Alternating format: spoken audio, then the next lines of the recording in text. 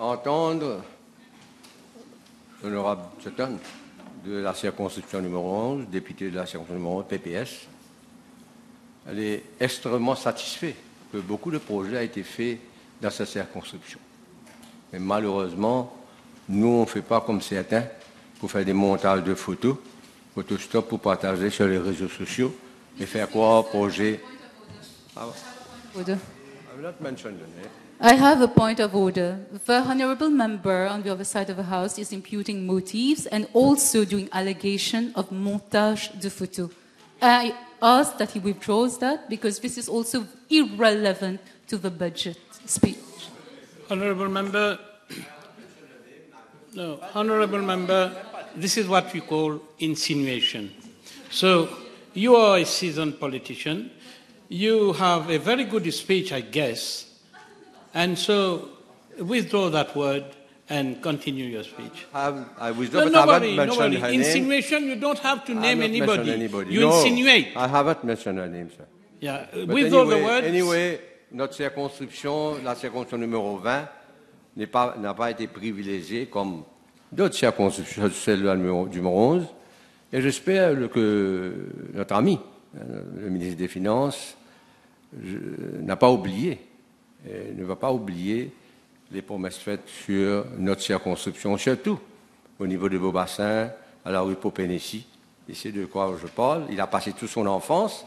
Et dans notre circonscription, il y a beaucoup de problèmes, de drains, d'inondations. Et je dis cela sans faire de la politique partisane, parce que c'est un fait. La circonscription numéro 20 a été pénalisée. Je vais en revenir plus tard. Monsieur le Président, pour venir au budget, mais avant de revenir au budget, je ne veux pas répondre aussi aux allégations faites, aux mentions faites par certains d'autres membres de la Chambre, de l'autre côté, l'honorable Madou, qui a pris mon nom. Je laisse cela pour les élections générales. Et surtout, je vais venir faire campagne dans la circonscription numéro 9, à l'Almaty, précisément. Monsieur le Président, en ce début de ce fringant d'hiver, la population avait cru pouvoir encore placer son espoir sur ce dernier budget de ce gouvernement MSM et autres, pour retrouver un peu de chaleur et d'espoir au cœur après ces dernières années difficiles, extrêmement difficiles. Mais hélas, à la place des vraies et courageuses mesures pour rétablir durablement le pouvoir d'achat des salariés dans leurs ensembles, rien que de mesures Panadol, des painkillers aux effets temporaires dans ce budget, une douche froide en plein hiver. Les consommateurs de ce pays ont été déplumés, tondus comme un œuf. Moyenne fin passe rasoir, 3 lames des fois. Un véritable électrochoc avec la vie chère. Denrées alimentaires, médicaments, essence. Nul besoin pour la ménagère mauricienne d'être une économiste du FMI pour comprendre le ménage du gouvernement et réaliser le subterfuge. Ma tante Jacqueline et Tantine Indira ont certainement mieux compris le jeu et l'enjeu budgétaire que certains tapaient à la table de l'autre côté de la Chambre. Le gouvernement n'a en vrai rien donné à la population. Il a simplement rendu une petite partie du butin amassé parce que les élections approchent. S'il n'y avait pas prochainement les élections, il n'y aurait pas eu de remboursement de ce que le gouvernement a pris des poches de la population. Et pourquoi, malgré ces différentes mesures pour anesthésier la population, ministres et députés de la majorité sont sur le terrain, les bras chargés de cadeaux? Monsieur le Président, tout simplement parce que les membres de la majorité savent que ces mesures annoncées par le ministre des Finances n'auront eu pratiquement pas d'incidence sur le baromètre électoral. Ils tentent de le combler Il tente de combler ce déficit budgétaire rapidement, je veux dire rapidement, avant la dissolution prévue incessamment. Le pouvoir d'achat et la capacité de répondre aux besoins de la famille est avant tout une question de dignité humaine. L'incapacité de se procurer des médicaments et d'autres produits essentiels ou refuser à son enfant une sortie ou un cadeau d'anniversaire le blesse profondément dans son âme. La majorité des Mauriciennes et des Mauriciens sont ainsi devenus des working poor, se trouvant dans l'impossibilité d'honorer leurs engagements et contraints d'emprunter à gauche et à droite. Ce sera avant tout sur ce dossier que la population cherchera à régler ses comptes lors des prochaines élections générales, avec un gouvernement qui a fait la sourde oreille et feint l'ignorance de cette réalité du quotidien au cours de son mandat. Ce que les salariés souhaitaient, c'est tout à fait compréhensible. Un réajustement salarial général dans le privé et dans la fonction publique pour faire face à cette spirale de flambée de prix. Il faut le dire sans embâche que le gouvernement a abdiqué complètement devant ses responsabilités, abonnant ainsi son rôle de libre arbitre dans ce conflit socio-économique. C'est Business Mauritius, je le redis, Business Mauritius, par l'intermédiaire du EDB, Economic Development Board, qui dicte l'agenda du gouvernement. Et il va sans dire que c'est l'environnement des affaires qui a le dessus sur l'environnement social ou l'environnement tout court. Des différents services techniques des ministères et les ministres ont été relégués sur le banc de tous et n'ont plus leur mot à dire dans la prise de décisions stratégiques et cruciales. PMO, Business Mauritius et EDB ont ainsi devenu les seuls décideurs de l'avenir de notre pays. Je voudrais prendre, pour exemple, Monsieur le Président, ayant été moi-même ministre de l'Environnement, en 2000 à 2005, la décision d'amender le Sand Removal Act afin de permettre l'extraction du sable pour la réhabilitation des plages. Pour suivre l'exemple des Maldives, selon l'annexe du budget, et certains orateurs de l'autre côté, et le ministre des Fisheries. On ne sait qui et où. Qui sont ces experts qui ont pondu une telle insanité? Les Maldives sont un atoll corallien et de ce fait génèrent du sable qui s'accumule et qui est exploitable. Maurice est une île volcanique qui ne produit pas de sable. Et pourtant, les sages qui siègent au sein de ce core groupe on coastal erosion au PMO n'ont pas compris ce simple élément. Nous savons tous pourquoi cette décision avait été prise en 2001. Comment cela a été difficile compte tenu des intérêts divergents et quel a été l'impact sur l'écosystème de nos lagons.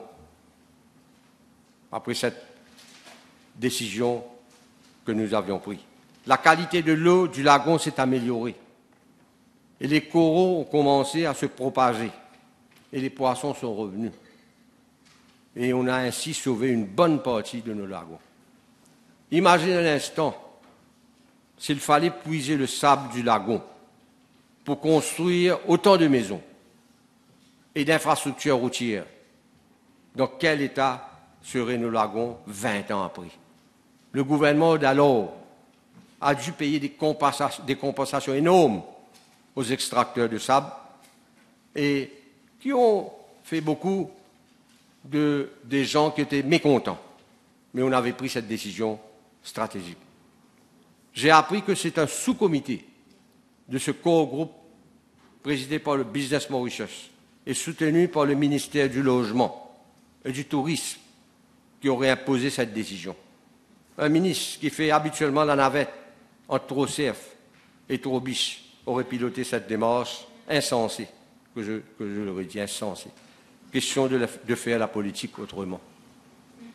Mais la duplicité et la fourberie du gouvernement ne s'arrêtent pas là, malheureusement. Le gouvernement avait sollicité l'expertise technique du UN Climate Technology Center and Network, CTCN, pour l'identification, characterization and exploitation of potential offshore sandbanks deposits. En 2016, le gouvernement avait commandité une étude que recommande le CTCN. The result of the site visit to the potential offshore sand mining areas as part of the CTN technical assistance showed that it was not feasible to use sand from offshore sand mining areas for beach nourishment. DHI, as CTCN expert contracted, has recommended an alternative activity to manage the existing beaches and to make plans and environmental impact assessments for utilizing land-based sand resources. Et maintenant, Monsieur le Président, on assiste à une manipulation de ce rapport avec la complicité de certains experts autoproclamés. Ce n'est pas du Greenpeace, c'est du Green War. Comme si un Wakasho n'était pas assez néfaste pour le pays. Et le gouvernement cherche un deuxième. Mais gageons qu'une fois de plus, les écologistes, les amoureux de la nature, sont en train de faire entendre leur voix. Je leur félicite haut et fort pour exprimer leur désaccord profond. Que ce soit à la radio, que ce soit à travers les articles de presse, que ce soit à travers des pétitions envoyées au gouvernement. Monsieur le Président, ce n'est pas, hélas, le seul crime que le gouvernement se propose de commettre contre l'environnement. Le gouvernement propose d'amender la Fisheries Act pour permettre l'utilisation des grands filets dérivants et les demestral trawl nets pour la pêche. Le préambule de la UN Resolution 1989 on large scale pelagic drift net fishing décrit le drift net fishing as potentially a highly indiscriminate and wasteful fishing method that is widely considered to threaten the effective conservation of living marine resources, such as highly migratory and anadromous species of fish, birds, and marine mammals. Bottom trawl nets can also harm coral reefs, sharks, and sea turtles that attract valuable tourism.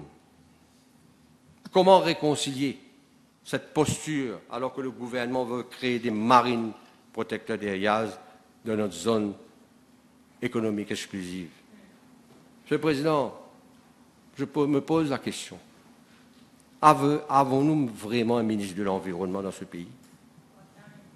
Ou s'il est préoccupé ailleurs, ou avons-nous un jet-set Dubaï ministre? Rien qu'à voir l'état d'insalubrité du pays. Maurice est sale, Monsieur le Président. Je ne vais pas dire que tout le monde le sait. Le pays est sale. Les cas de dengue, malgré les efforts qu'ils sont en train de faire par le ministère de la Santé. Le leptospirose, on a la réponse à la question. La nouvelle loi sur l'environnement, je ne dis pas au Parlement, pour des raisons biaises, a été un flop total. Un non-event retentissant. Personne n'en parle. Et les actions et les inactions de ce gouvernement démontrent que la protection de l'environnement se limite à mettre un paire de gants pour ramasser quelques ordures devant les caméras de la MBC. Il n'y a que cela, Monsieur le Président. Il n'y a aucune action concertée. Et aujourd'hui, qu'est-ce qu'on a dans ce gouvernement? Nous avons le ministère de l'Environnement, qui peut être un des ministères qui aurait dû occuper une place prépondérante au sein de ce gouvernement. Aujourd'hui, on a, à part du ministre de l'Environnement, nous avons deux entités. Il y a un qui est sous le contrôle de l'ENSCOP, mais il y a une entité sous le contrôle du bureau du Premier ministre. Ces deux entités purement politique. Et quelles sont leurs responsabilités? C'est une responsabilité qui aurait dû venir au ministre de l'Environnement. Comment un ministre de l'Environnement dit de ce nom aurait dû accepter cela, M. le Président? Que ses responsabilités en tant que ministre de l'Environnement soient prises par d'autres organisations et sur lesquelles il n'a aucun contrôle. Et quel est le résultat de cette décision? On ne voit que des ISOs, on voit que quelques nettoyages sporadiques, mais au fond, l'île Maurice destination touristique, notre pays est extrêmement sale, comme l'a dit plusieurs orateurs. Monsieur le Président, l'environnement m'amène à la gestion de l'eau, une de nos plus précieuses ressources. Parce que le gouvernement sait que la fourniture de l'eau 24/7 est l'une de ses promesses non tenues. Le Premier ministre a tenu à envoyer un des membres de sa garde rapprochée au front pour limiter la casse. Malgré les énormes investissements effectués pour le remplacement des tuyaux, le volume de non-revenue water est en hausse. C'est un fait. Installe-t-on des tuyaux PSC, M. le Président? Lorsqu'on fait le tour de l'île Maurice, a-t-on vu combien de tuyaux cassés, non réparés? Combien de pertes? Que ce soit dans les villes, que ce soit dans les régions rurales, que ce soit au niveau du littoral, ou M. Prancas s'occupe plutôt de l'ouverture des vannes. Depuis août 2023, la CWA... I heard you saying M. Prancas. Je n'ai pas pris le nom. No, you don't have to name. This is what you call insinuation, talking of a department, talking of a ministry. Everybody knows what you mean. This is insinuation until you remove, please. Honorable Utim, please. No third party. I'm talking to Honorable Bhagwan. So, you know what you mean, I know what you mean, everybody knows what you mean, but Parliament cannot tolerate that. So, I am asking you, unconditionally, withdraw and apologize. Yes, thank you. I've said what I've said.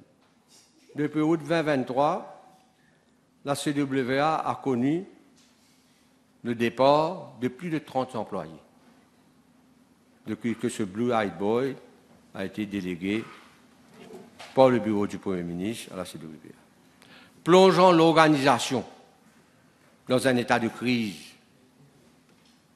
Vous savez qu'est-ce qu'un employé de la CWA m'a dit l'autre jour? Avec peine, il a pris sa retraite. CWA une Central Waste Authority.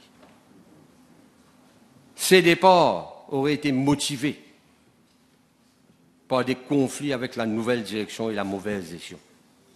Une politique de dominer aussi. La démission récente du Chief Internal Auditor a permis de savoir que l'Internal Audit Plan de 2023-2024 de la CWA, qui n'a pas été approuvé par le conseil d'administration, et que le projet In-House Pipe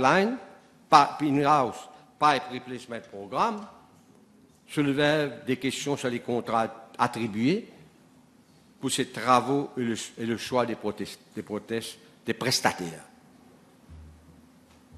Et on aura l'occasion de revenir. Et la vérité va sortir. Comment ces choix ont été faits? Quels sont les critères? Qui sont ces compagnies qui sont protégées, ont eu ces contrats? On aura l'occasion de trouver la vérité pas loin. Pas étonnant que l'organisme prenne autant de temps pour réparer les 5 fuites, vous l'avez dit tout à l'heure. Les 5 fuites. Et nous ne blâmons pas les employés. Nous blâmons l'administration. Nous blâmons le directeur général pour cette mauvaise administration. Pour une organisation qui cause des milliards, qui a une responsabilité énorme, répare quelques fuites par rapport.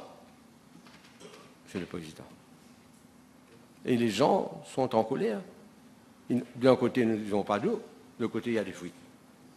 Monsieur le Président, et là-dessus, un personnel démotivé, qui n'ont même pas de transport, qui n'ont même pas d'équipement. Monsieur le Président, de nombreuses régions sont toujours mal desservies. Et c'est un casse-tête quotidien pour des milliers de familles mauriciennes qui n'arrivent pas à comprendre comment le gouvernement trouve des fonds pour financer des projets non prioritaires, alors qu'un besoin essentiel pour la population, le l'eau, reste insatisfait. L'eau est essentielle, tout comme la paix et la sécurité dans le pays.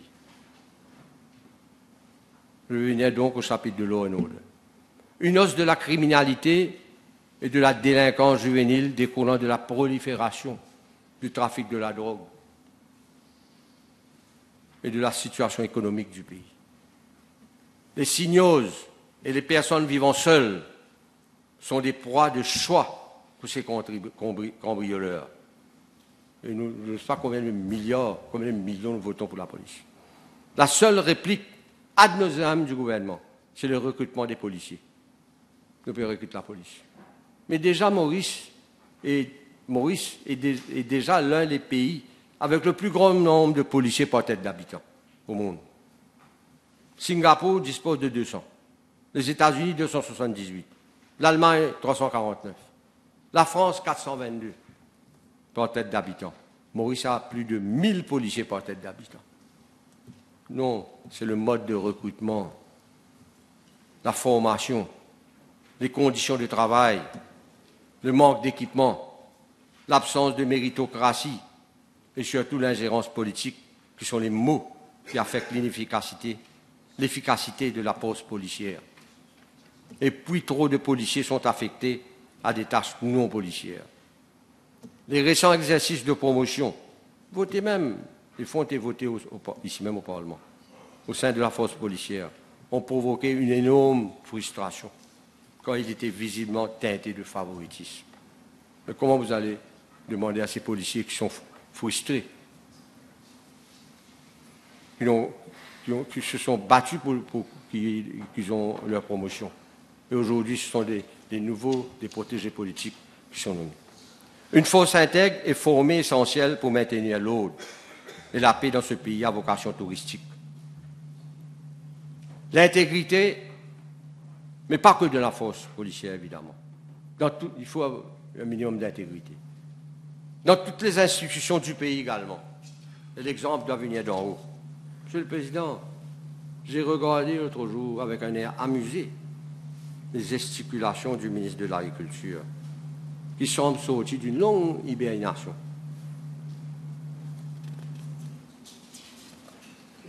Et je le vois révigoré par le fait... Pardon? Oui, l'Attorney General, oui. L'Attorney General, excusez-moi, je dois corriger. Révigoré par le fait que seul son policier qui a dû démissionner de son poste de PPS et qui traînera le boulet du Stag Party et qui ne sera nullement inquiété. Again, this Stag Party is not for Parliament. This Stag Party, you keep it outside. I have no control. I have control on Parliament. Either you continue, no third party arrangement. Either you continue with your speech, you have a good speech, continue with it, but don't make insinuations. Withdraw this thing. I don't mind anybody. I don't. No, I'm talking to you. You are interfering my speech. I am talking to you. Yeah. Yes. You withdraw it and you continue. Le scandale de terre. What is it? De terre. Scandale de terre. Land scandal. I'm not saying Stag Party. You say this Stag Party.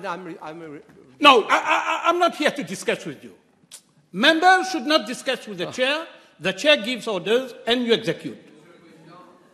La roue tourne et bientôt ceux qui ont été coupables de ce qui s'est passé à Grand-Bassin auront à rendre des comptes. Et les tenants et les aboutissants de cette sordide affaire auront à rendre des comptes. En effet, le mandat de ce gouvernement a été entaché par de nombreux cas de fraude corruption connus. Monsieur le Président, du meurtre des Telfer et des décès suspects de certains fonctionnaires affectés au département gouvernement et ministère, tout le monde le sait. Monsieur le Président, ils vous diront jamais avant.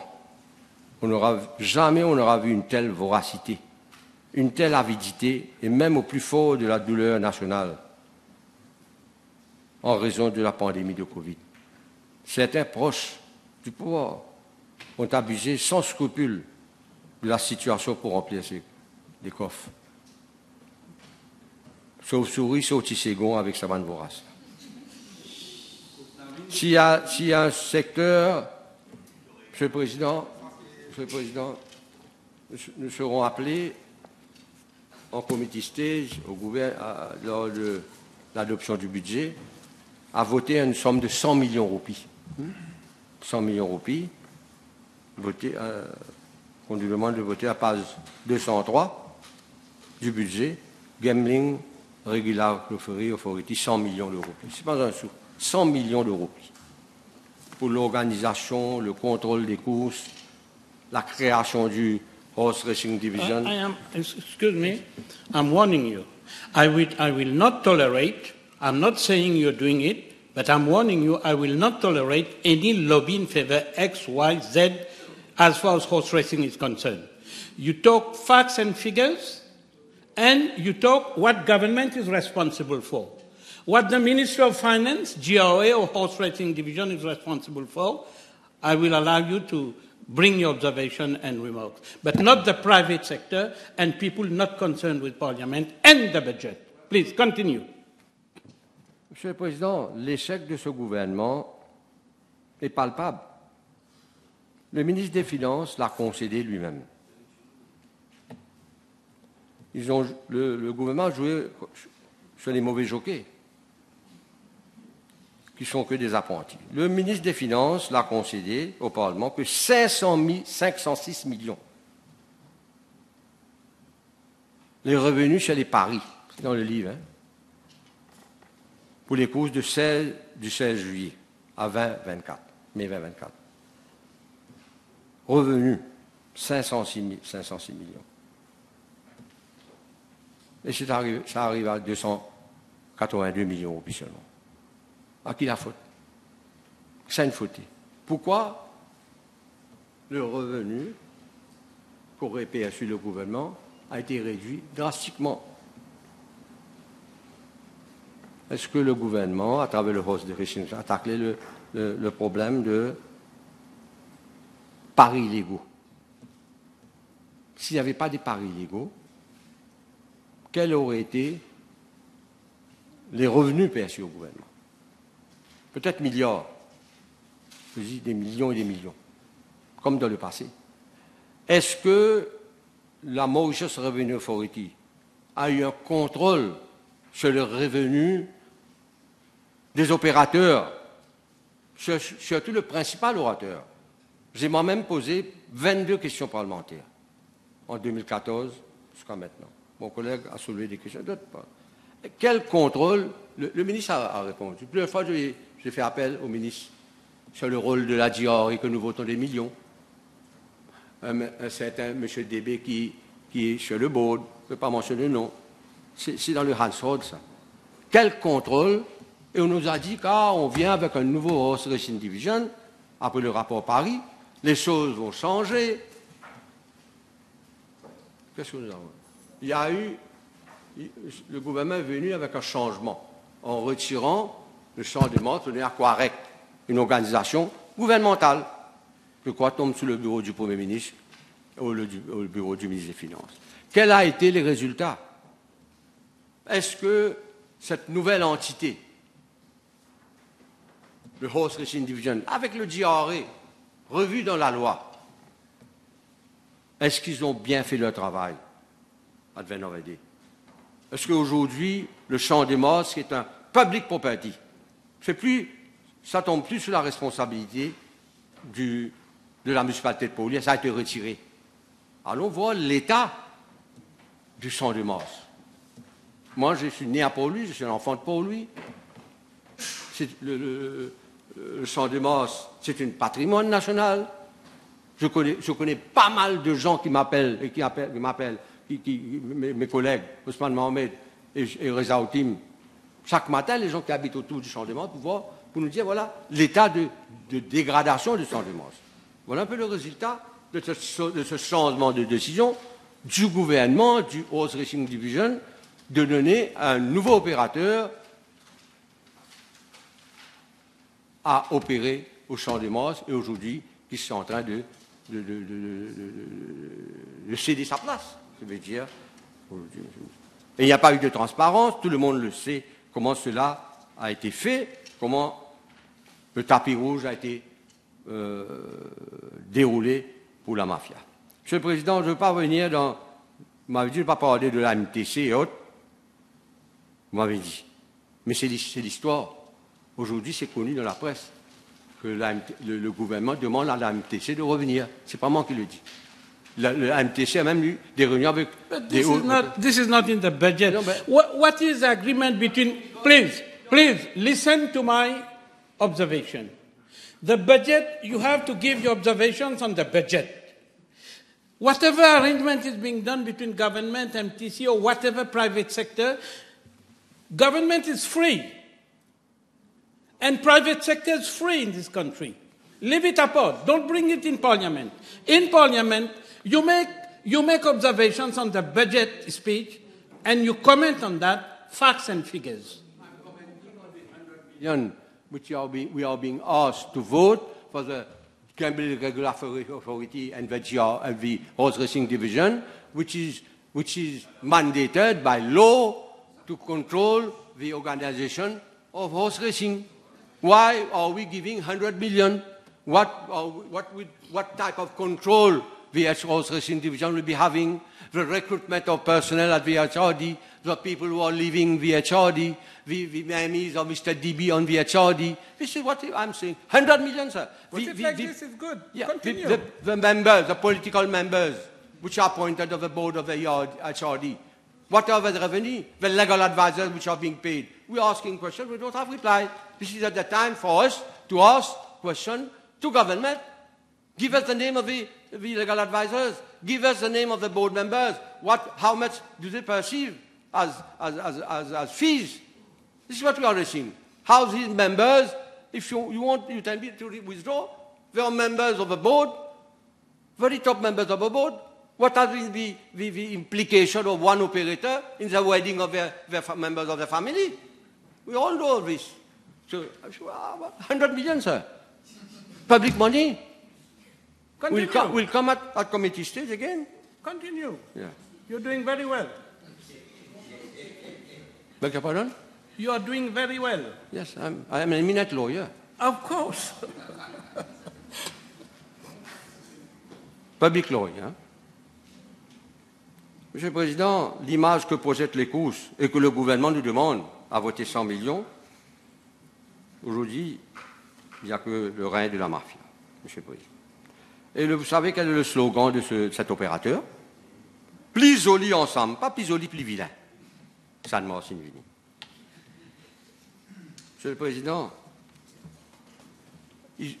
30 millions ont été promis.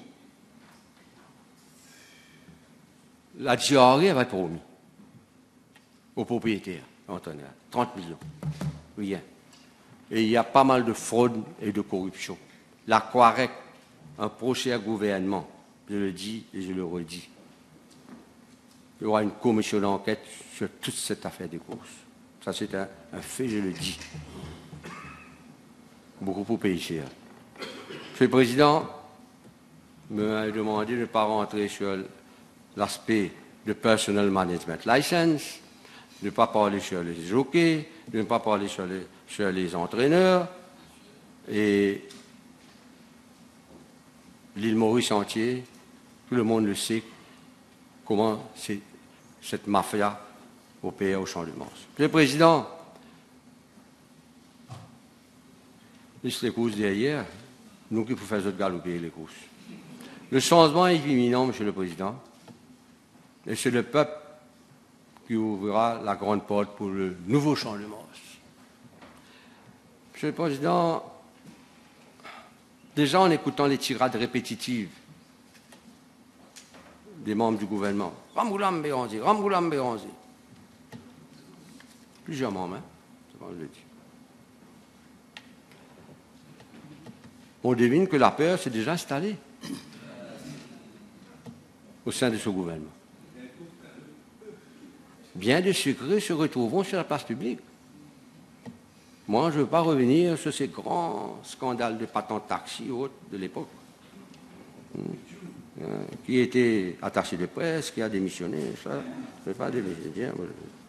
Cependant, ce changement commencera, j'espère, je suis en train de parler, vous n'allez pas me dire, je me vois drôle après 41, je crois. Je ne suis pas un arrogant de nature, je ne suis pas arrogant. Je suis ici, je dois remercier les électeurs, les tristes, moi et mes collègues, ça fait 41 years, New Budget I'm listening. Je suis un peu devenu mal à l'aise, s'asseoir, parler comme ça. J'espère que dans le prochain, dans le changement, nous aurons un next budget when I'll be intervening. I'm sure to be intervening next budget. I won't be sitting and just standing, and there will be new arrangements, let's hope. And, ça, c'est des arrangements sur date de l'ère Covid. Monsieur le Président, parce qu'on parle de changement, c'est ça que je suis en train de dire. Monsieur le Président, ce changement passe par le rétablissement du pouvoir d'achat de nos compatriotes et au changement des filets de protection pour les groupes les plus vulnérables. Parce qu'on parle de changement. En favorisant un système d'éducation. Ce changement concerne aussi la gouvernance des ministères et des corps étatiques. Des mairies et des conseils de district avec les élections générales et élections régionales avant et régionales, aussitôt que possible. Pour que ce changement soit possible, il faut qu'il y ait des élections free and fair, et nous faisons confiance aux organismes chargés de l'organisation d'élections, parce que là aussi nous sommes en train de voter. Nous faisons entièrement confiance à la commission électorale et au commissaire électoral pour agir en toute indépendance.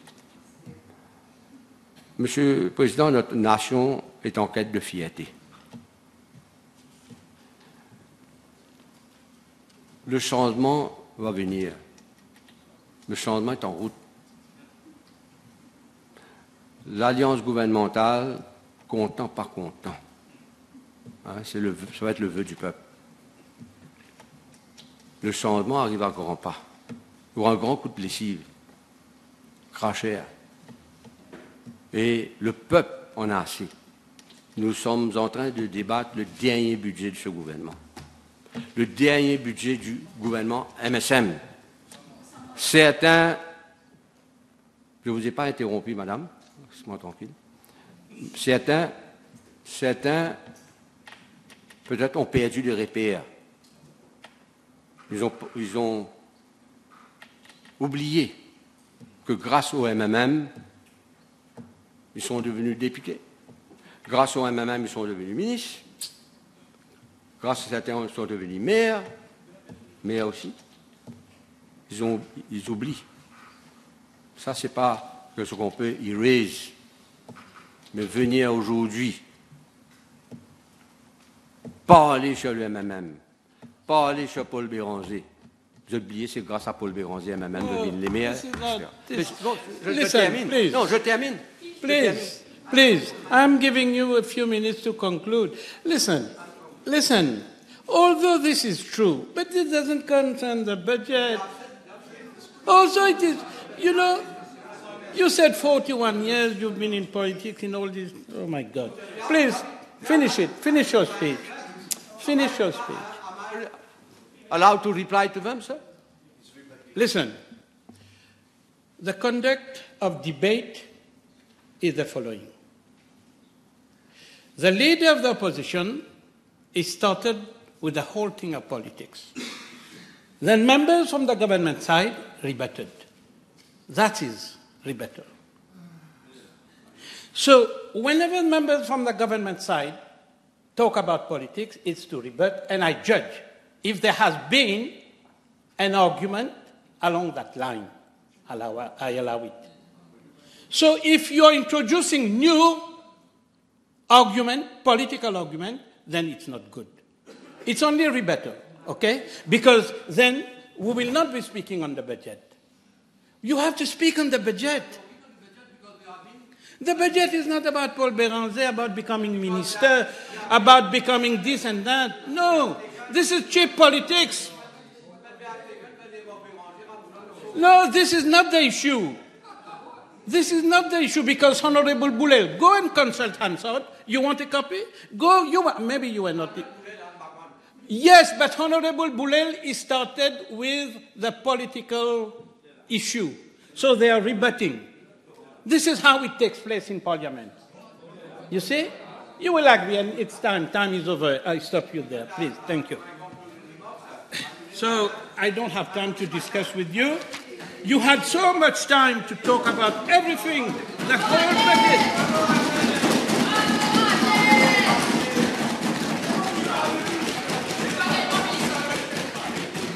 Very good.